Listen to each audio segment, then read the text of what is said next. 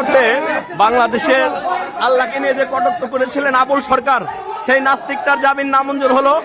আমরা অনেক আইনজীবী তাদের পক্ষে লড়তে পেরে নিজেকে খুবই হ্যাপি মনে করছি।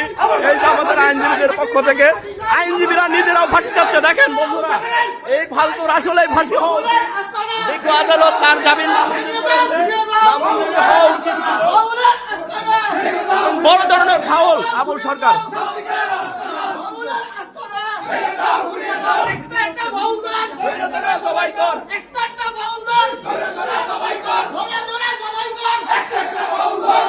দেখতে পাচ্ছেন বন্ধুরা আপনারা,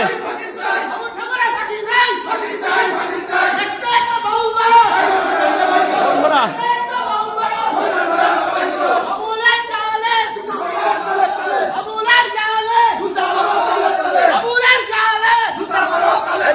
বন্ধুরা আপনারা, হ্যাঁ, নাস্তিক আবুল সরকারের জামিন নামঞ্জুর হয়েছে। তারই পরিপ্রেক্ষিতে আইনজীবীরা